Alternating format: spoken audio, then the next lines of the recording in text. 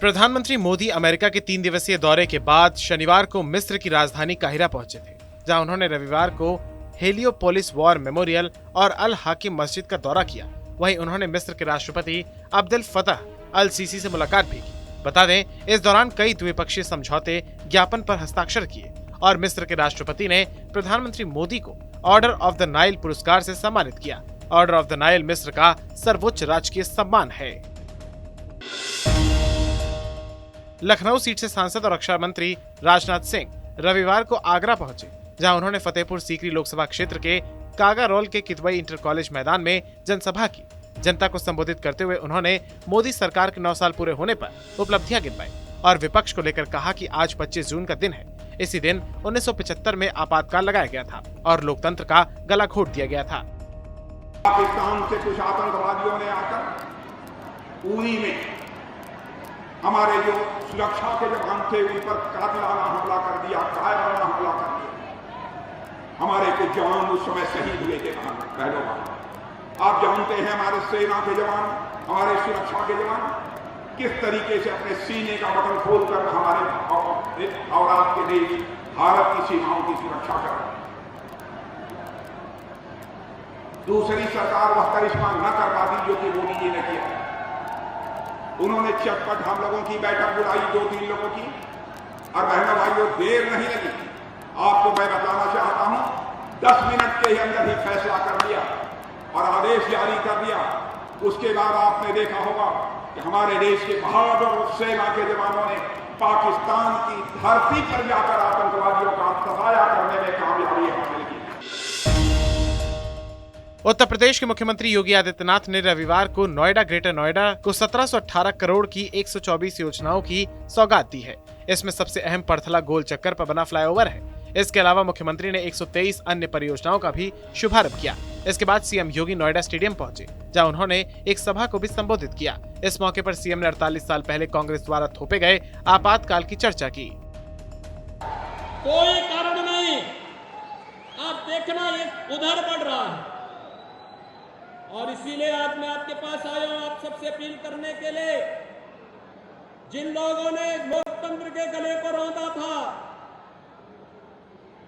आज उसके साथ जब समाजवादी पार्टी, उनके साथ जब राष्ट्रीय लोकदल, उनके साथ जब जेडीयू और अन्य जेपी के अनुयायी कहे जाने वाले दलों की जब सांठगांठ होती है, तो जनता भी इनके उन सभी कारनामों को कि अपने भ्रष्टाचार के कारनामों को छुपाने के लिए कैसे, क्योंकि समाजवादी पार्टी का तो पुराना इतिहास रहा है ना कि कांग्रेस को इन्होंने 2004 में बिना मांगे ही समर्थन देने का कार्य किया था। वे समर्थन नहीं चाहते थे, लेकिन जबरदस्ती चिपको आंदोलन के रूप में अपने आप को अग्रणी बनाने में माहिर हैं और वही कार्य उन्होंने उस समय किया था। एक बार फिर से उस कथा को दोहराने का कार्य हो रहा है। उत्तर प्रदेश के नोएडा में मुख्यमंत्री योगी ने जनता को संबोधित करते हुए गाजियाबाद धर्मांतरण मामले पर कहा कि बच्चों को स्मार्टफोन में गेमिंग के माध्यम से धर्मांतरण के लिए प्रेरित किया जा रहा है। ये हमारी संस्कृति पर बहुत बड़ा हमला है। अब संस्कृति पर हमला करने के तौर तरीके बदले हैं, उन तौर तरीकों को हमें समझना होगा। हमारी पुलिस ने गेमिंग ऐप के जरिए धर्मांतरण करने वाले गिरोह को पकड़ा है। हमारी संस्कृति पर जो हमला हुआ है, यह हमला हो रहा है, वह डिजिटल माध्यम से हो, वह किसी अन्य माध्यम से हो, उसके तौर तरीके बदले हैं और उस तौर तरीकों को हमें समझना होगा। और ये आपने देखा होगा, हमारी पुलिस ने एक मामला पकड़ा है, स्मार्टफोन में गेमिंग के माध्यम से कन्वर्जन। बहुत बड़ा गिरोह है और कैसे वो संचालित होता था। गेम स्कूली टीनेजर्स के साथ उन्हें धीरे धीरे करके कैसे वहां लेकर के गए। इससे पहले एक और गिरोह का पर्दाफाश हुआ था और मूक बधिर बच्चों को निशाना बनाते थे। समाजवादी पार्टी के राष्ट्रीय अध्यक्ष अखिलेश यादव ने बड़ा बयान देते हुए कहा, भाजपा सरकार में आज भी इमरजेंसी चल रही है। कांग्रेस सरकार की इमरजेंसी से भी ज्यादा हालात खराब हैं। आज मीडिया भी कोई सही खबर दिखा दे तो उस पर मुकदमा लिखा जा रहा है। उन्नाव में पत्रकार की हत्या कर दी गई। पटना में देश के विपक्ष की सार्थक बैठक हुई। विपक्ष का ये महागठबंधन आने वाले चुनाव में भाजपा को उखाड़ फेंकेगा। एनडीए को जवाब अब पीडीए 2024 में देगा। कोई अलग नहीं घूम रहा है। इस बार मैंने कहा जनता एक है, और आपको बताया नहीं मैंने, एनडीए को पीडीए हराएगा। और पीडीए को आप समझते हैं कि समाजवादी पार्टी और पीडीए हराएगा। पिछड़े, दलित, अल्पसंख्यक, मुसलमान भाई मिलकर के इस बार भारतीय जनता पार्टी का सफाया करेंगे।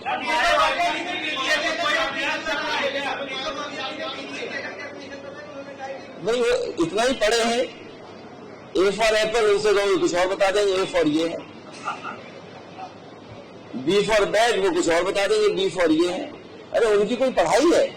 देखिए, वो बीजेपी जानती है कि पिछड़ों को कैसे लड़ाना है। जब कभी हम लोग कुछ बात कहेंगे तो एक पिछड़ा नेता कर देंगे आगे। ये बात आप नहीं समझते क्या? हम समझते हैं, इसलिए उनके बारे में कुछ मत बोलो। उत्तर प्रदेश के लखनऊ में रविवार को आम आदमी पार्टी के राज्यसभा सांसद संजय सिंह ने प्रेस कॉन्फ्रेंस की। प्रेस वार्ता में उन्होंने कहा, मोदी और योगी के डबल इंजन की सरकार ने बिजली का बेड़ा गर्क किया है। 70% बिजली की खपत रात में होती है। रात की खपत में 20% बिजली महंगी हो जाएगी। यह नया बिजली का कानून लागू होने से सरकार घरेलू लाखों उपभोक्ताओं के पेट पर लात मारने जैसा कानून ला रही है। सरकारी संस्थानों में बिजली 17.62% यानी कि लगभग 18% महंगी होने जा रही है।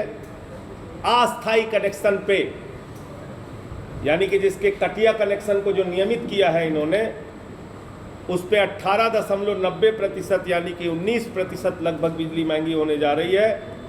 भारी उद्योग पर 16.25%, 16.5% लगभग बिजली महंगी होने जा रही है। लिफ्ट इरिगेशन पर 16.26% बिजली महंगी, और कमर्शियल बिजली 11.55% महंगी होने जा रही है। और इसमें एक श्रेणी और है, 100 यूनिट तक के बिजली जो उपभोक्ता है उनकी बिजली 30%। अप्रैल को ये समाचार प्रकाशित हुआ था। इसका प्रस्ताव पारित किया इन लोगों ने, और इसका सबसे ज़्यादा असर घरेलू उपभोक्ताओं के ऊपर होगा। बड़े पैमाने पर बिजली का दाम महंगा होने जा रहा है। मौसम विभाग के अगले 5 से 6 दिनों तक अलर्ट रहने के निर्देश के बाद उत्तराखंड सरकार अलर्ट मोड पर आ गई है। इसी कड़ी में मुख्यमंत्री पुष्कर सिंह धामी रविवार को राज्य आपदा प्रबंधन कंट्रोल रूम में पहुंचे, जहां उन्होंने राज्य में भारी बारिश की स्थिति से निपटने के लिए दिशा निर्देश जारी किए। मीडिया से बातचीत करते हुए उन्होंने भारी बारिश के अलर्ट को देखते हुए कहा, हमने आपदा प्रबंधन के कामों की जानकारी ली है। वहीं उन्होंने श्रद्धालुओं को खराब मौसम में तीर्थ यात्रा स्थगित करने की सलाह दी है। दिनों तक बारिश का अलर्ट है और भारी बारिश होने की संभावना है। उसको देखते हुए आज आपदा प्रबंधन के जो काम चल रहे हैं उसके बारे में सब जगह जानकारी दी है। जिलाधिकारियों से भी बात की, वहाँ पर आपदा प्रबंधन सचिव भी सब देख रहे हैं।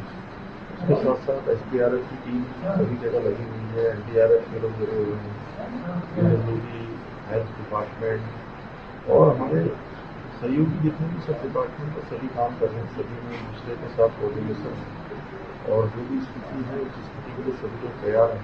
बात की सब लोग अपने अपने स्तर से तैयारी भी कर रहे हैं। कहीं कहीं जल भराव भी हुआ है, और यह भी सभी जिलाधिकारियों को कहा गया है कि जहाँ जल भराव हो रहा है वहाँ पर जो हमारे नाले हैं या छोटे रास्ते हैं, कई स्थानों पर घास, कई स्थानों पर पन्नी इत्यादि, कई सारे कपड़े ऐसे फंस जाने के कारण से भी जल भराव एकदम से ज़्यादा हो जाता है।